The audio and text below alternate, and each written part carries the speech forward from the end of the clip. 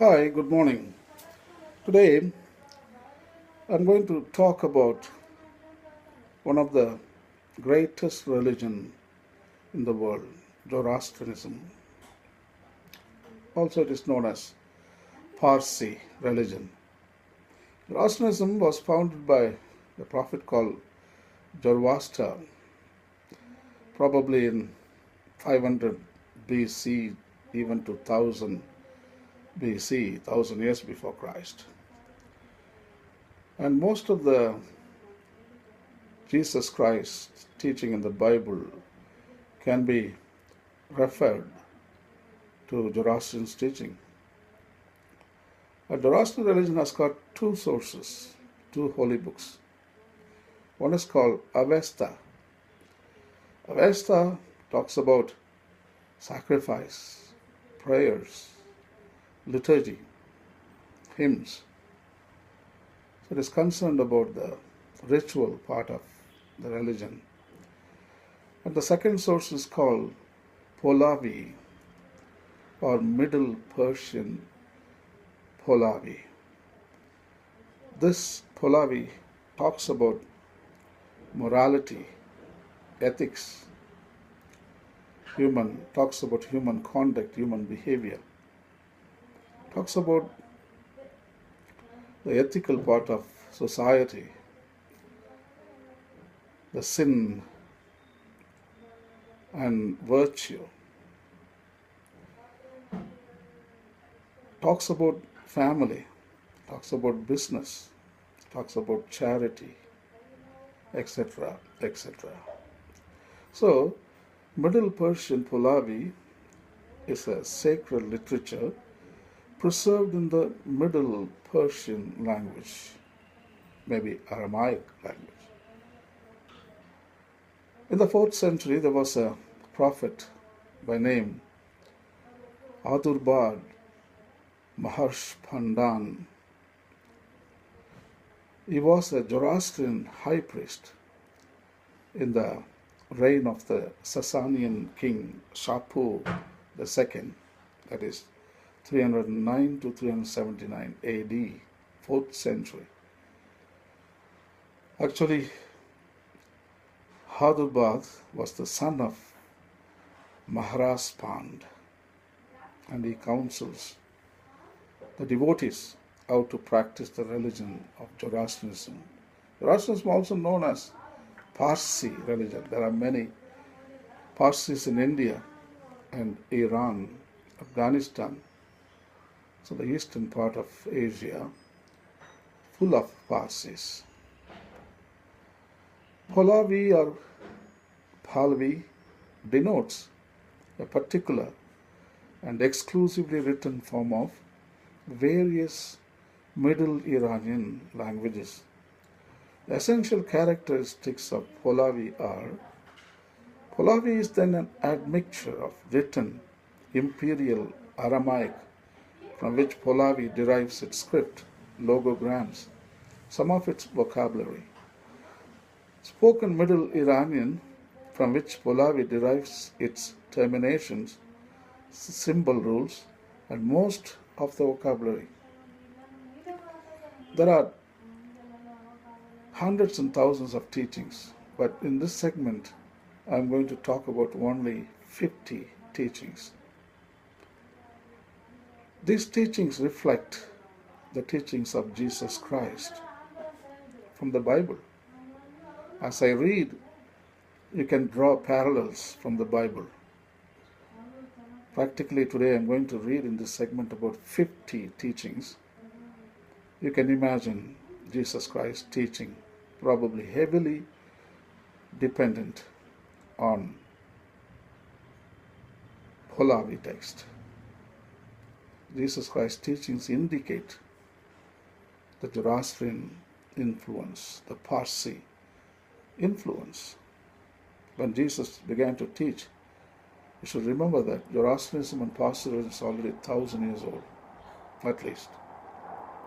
So the first lesson, it is related, that is, Adhurbadh had no child of his body and that he thereafter put his trust in the yazads. Yazads means angels, like angels.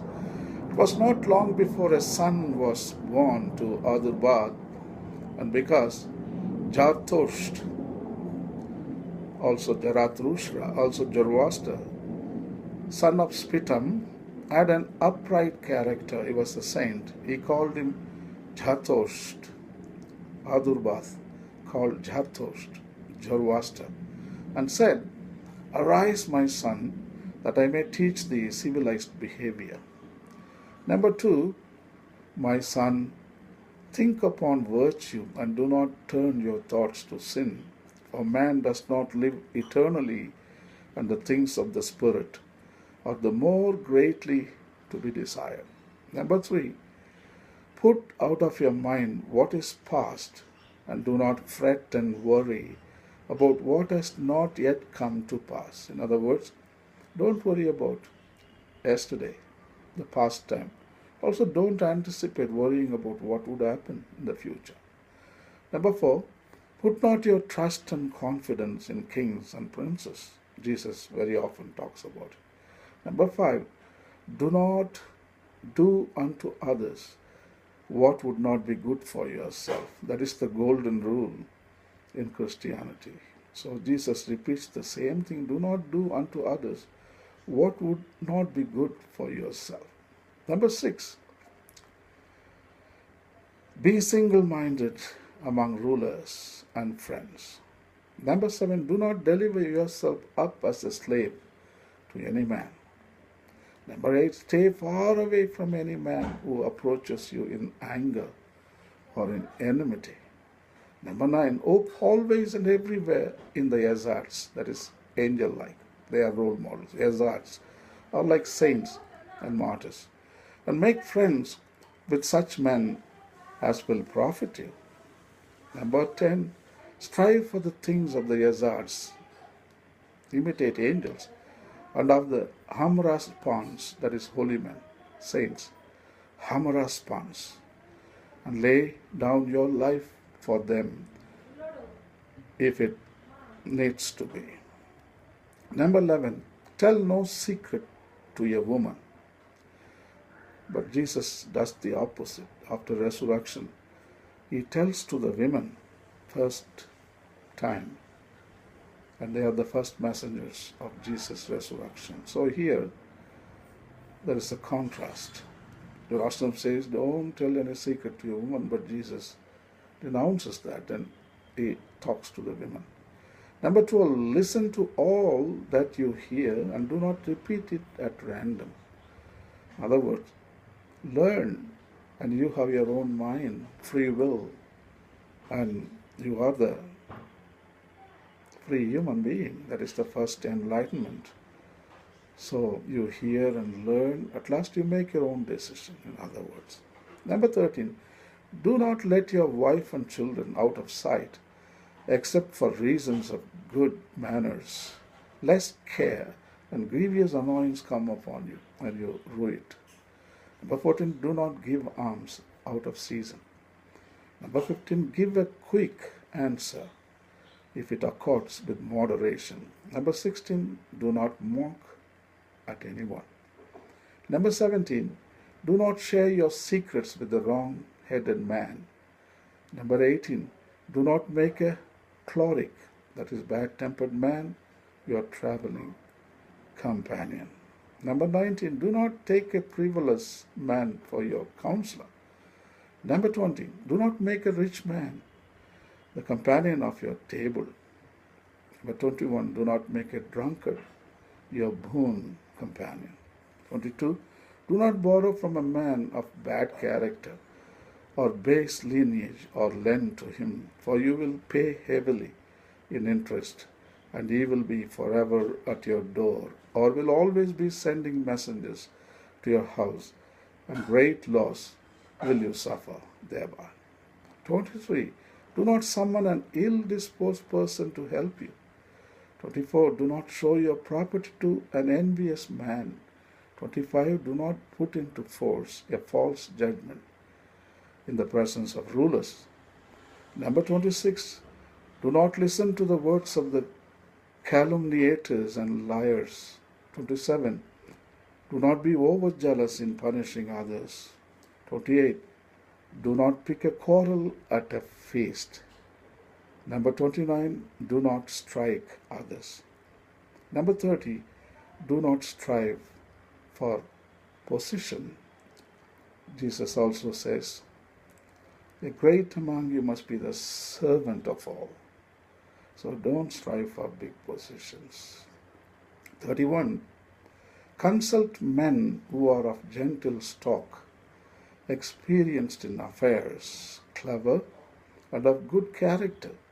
Make these your friends. 32. Take great care that no heavy burden is laid on you in battle. 33. Keep away from vengeful men in a position of power. 34. Do not come into conflict with the scribe or religious leaders. 35. Do not tell your secrets to a babbler. 26. Hold a wise man whose position is exalted in high esteem. Ask his opinion and listen to it. 37. Do not tell a lie to anyone. 38. Do not accept the goods of any man who is devoid of shame. 39.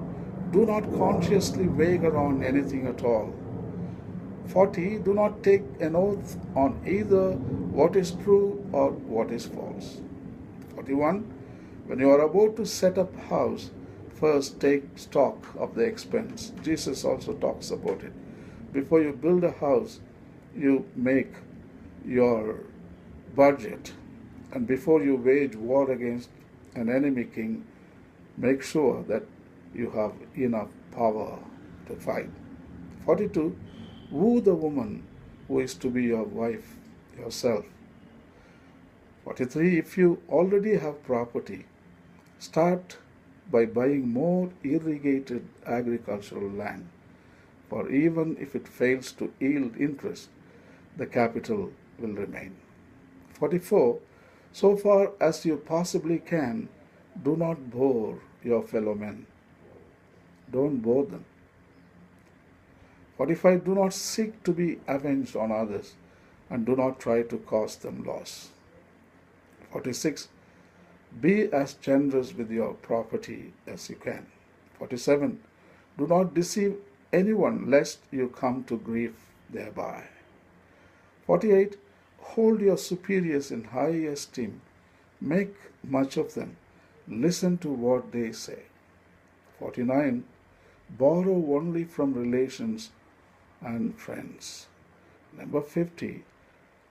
Cherish the woman who is modest and give her in marriage. This is the 50 teachings of Pahlavi. And Avesta, as I told you, it's a holy book which talks about prayer, sacrifice, rituals. And in my next segment, I'm going to talk about another 50 teachings of Pahlavi text. You have a nice day. Bye.